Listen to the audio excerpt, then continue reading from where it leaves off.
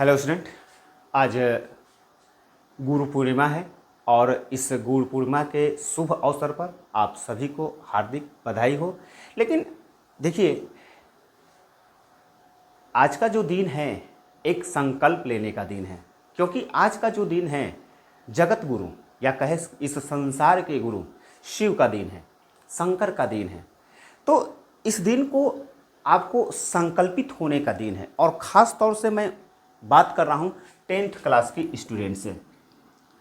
10th class के student से इसलिए मैं बात कर रहा हूँ क्योंकि आप सोचते होंगे कि आपके पास समय है, लेकिन मैं सोचता हूँ कि आपके पास समय नहीं है। क्योंकि आपका लक्ष्य क्या होना चाहिए, मैं पहले भी बात करता था, क्लास में भी बात करता था, तो मैं 90 प्लस की बात करता था। लेकिन अब वह दिन लद गए। क्यों लद गए? क्योंकि अब देखा जा रहा है कि 90 प्लस पाने के बावजूद भी कुछ हो नहीं रहा है। अब आपका लक्ष्य बनाना पड़ेगा 95 प्लस का, तभी काम चल सकता है, ऐसे काम नहीं चलेगा। और जब 95 का लक्ष्य बनाए हैं तो आपके पास समय नहीं है, क्योंकि यह क्या है, जुलाई का महीना है।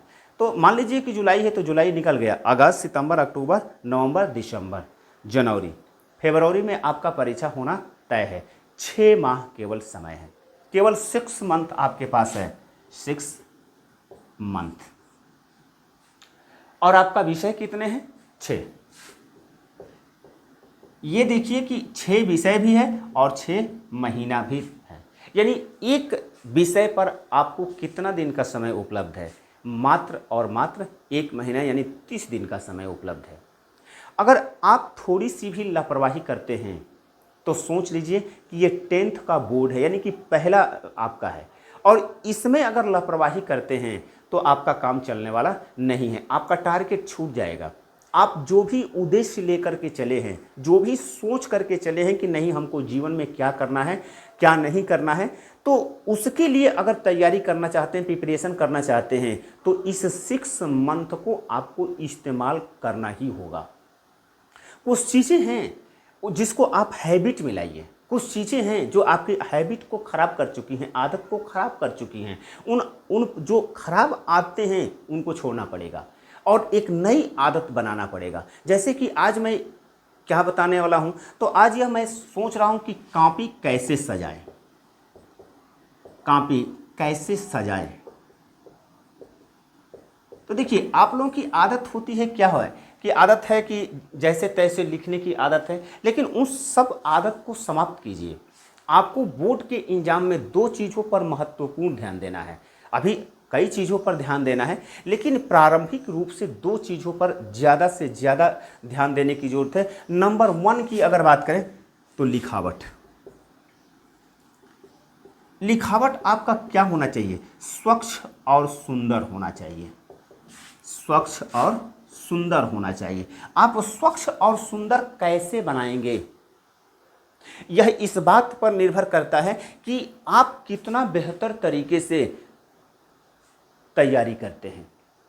अब ये नहीं कि देखिए, देखा जाता है ना कि बहुत से बच्चे क्या होते हैं, स्केच पेन का इस्तेमाल करते हैं, यानी काले पेन, हेडिंग डालने के लिए काले पेन का इस्तेमाल करते हैं। अब वो परीक्षा के दौरान इस्तेमाल करते हैं, उससे पहले उस काले पेन को हेडिंग बनाने के लिए नहीं करते हैं, जिसका परिणाम क्या होता है कि वो हैबिट में नहीं आ पाता है, आदत नहीं बन पाता है। और यही कारण है कि जब एग्जाम हॉल में बैठते हैं और जब परीक्षा देना प्रारंभ करते हैं तो पता चलता है कि 1-2 पेज पर तो हेडिंग काले पेन से देते हैं, उसके बाद जैसे तैसे हेडिंग दे करके निकलना प्रारंभ हो जाते हैं। तो आपको क्या करना है, आपको एक आदत बनाना है, आज ही से बनाना है, संकल्प लेकर के बनाना है। क्योंकि मैंने इस चीज़ को गुरु पूर्णिमा के दिन ही क्यों बनाए हैं, इसलिए कि मैं सोचा कि आज गुरु पूर्णिमा का दिन है तो आज ही संकल्प लेने के दिन है। कुछ चीज़ें संकल्प लीजिए कि किसके लिए? बेहतर जीवन के लिए, बेहतर लक्ष्य के लिए, बेहतर लक्ष्य को प्राप्त करने के लिए।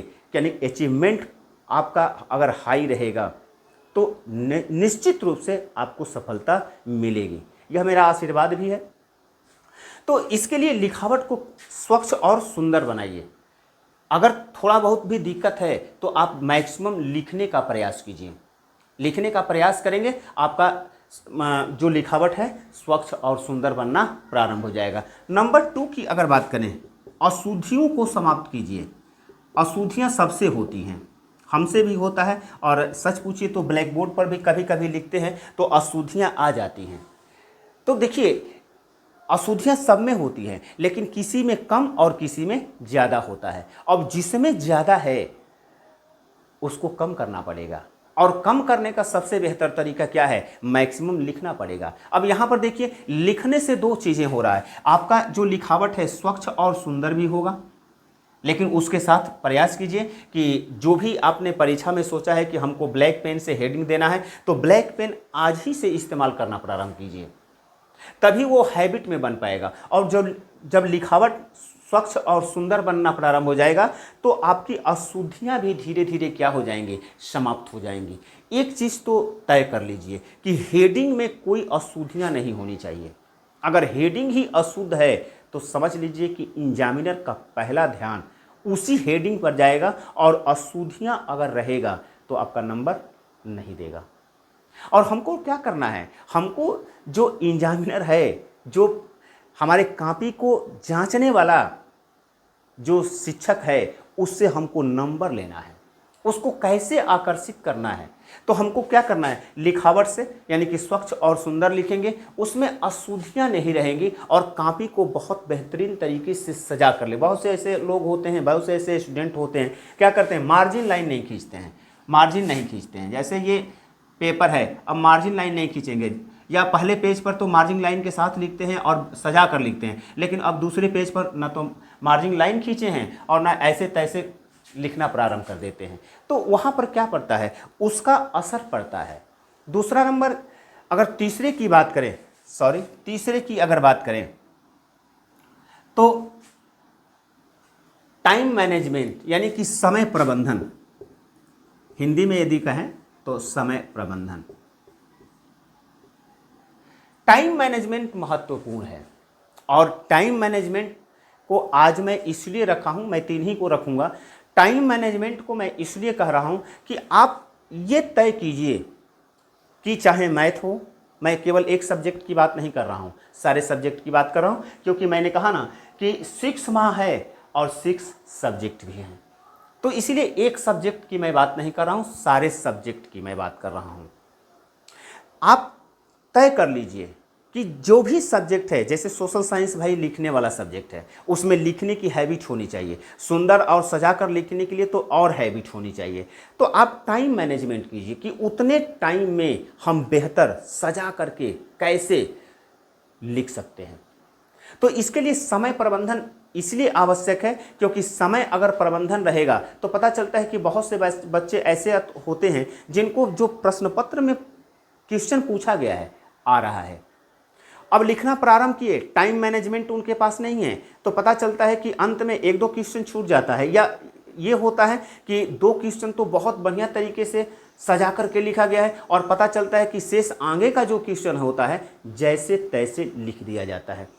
इस हालात में आपको नंबर गेन नहीं कर पाएंगे। तो ये 3 चीज़ों को आज ध्यान दीजिएगा, और इसका संकल्प ले लीजिए कि लिखावट सुंदर और स्वच्छ होनी चाहिए, अशुद्धियाँ बिल्कुल नहीं होनी चाहिए।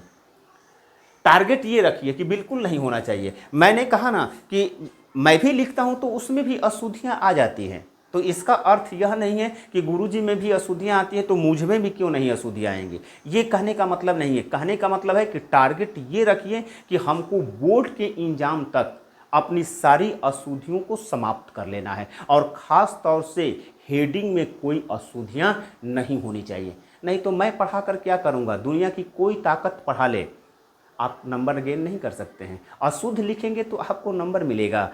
और तीसरा चीज़ समय का प्रबंधन, मैं इसको, ये भी महत्वपूर्ण है, ये भी महत्वपूर्ण है, लेकिन ये और भी महत्वपूर्ण है। और महत्वपूर्ण इसलिए है क्योंकि अगर टाइम मैनेजमेंट, देखिए बहुत से बच्चे ऐसे होते हैं कि जो 20 नंबर का बहुविकल्पी का क्वेश्चन पूछा जाता है तो 20 नंबर के बहुविकल्पी को कहते हैं कि बाद में कर लिख लेंगे। पता चलता है कि समय जब लास्ट होने लगता है, तो लास्ट जब होने लगता है 10 मिनट 15 मिनट का समय मिलता है, तो अब क्या करना प्रारंभ करते हैं? ओमार शीट पर गोला बनाना प्रारंभ करते हैं। अब जिसका परिणाम क्या होता है कि एक ही उत्तर वाले में 2 गोला रंग देते हैं। पता चलता है कि कन्फ्यूजन में जो प्रश्न का उत्तर जो होता है आगे का पीछे हो जाता है, जिससे आपका नंबर क्या हो जाएगा, कट जाता है। आप जोड़ते ज़रूर हैं कि हमने क्वेश्चन पेपर जब घर आते हैं आप मिलाते हैं, तो मिलाने के बाद ये आप सोचते हैं कि मैं तो 18 नंबर का किया हूँ, लेकिन पता चलता है कि आप जल्दीबाजी में क्या कर दिए हैं, एक दो क्वेश्चन इधर उधर कर दिए हैं। तो टाइम मैनेजमेंट जरूरी है, और टाइम मैनेज करके चलते हैं तो न केवल आपका लिखावट स्वच्छ और सुंदर रहेगा, अशुद्धियाँ भी कम आएंगी, तथा आपका पेपर बेहतरीन जाएगा। इसी के साथ मैं उम्मीद करता हूं कि यह संकल्प लेंगे और संकल्पित होकर के इसके लिए प्रयास करेंगे। धन्यवाद।